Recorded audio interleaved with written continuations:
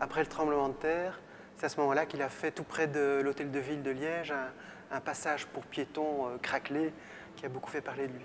Il avait constaté que les étudiants traversaient toujours au même endroit et qu'il n'y avait pas de passage pour piétons. Il s'est renseigné d'ailleurs pourquoi il n'y en avait pas. Bon, il y avait naturellement plein de raisons à cela.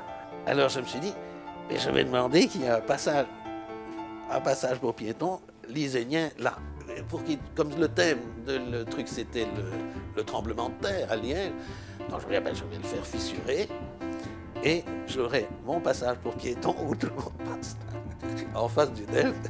Et alors le passage pour piétons, à la place d'être des lignes blanches bien régulières, eh ben, elles étaient toutes brisées. Et elle était de guingouin parce qu'il dit oui, quand ils sortent du café, ils ont bu, donc il ne faut pas qu'ils soient droits, il faut qu'ils soient un peu comme la démarche d'un ivrogne qui va suivre les cours de l'après-midi.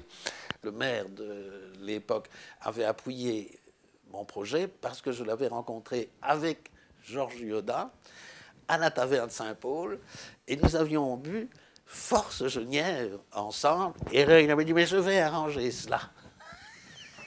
Mais le commissaire n'a quand même pas lâché le morceau. Il a dit non, c'est moi qui choisis l'endroit. Alors on ne l'a pas laissé faire là parce que c'était quand même un lieu de grand passage. Alors il a pu le faire derrière l'hôtel de ville, dans un endroit où il y a une espèce de gare gare de bus, là où il n'avait absolument aucune espèce d'intérêt parce que les gens ne traversent pas là. On l'a laissé faire, mais pas dans l'endroit où il aurait voulu le faire. Il a été décidé de le faire près de l'hôtel de ville, qui était un endroit finalement encore plus intéressant, quoi. Beaucoup de gens l'ont vu.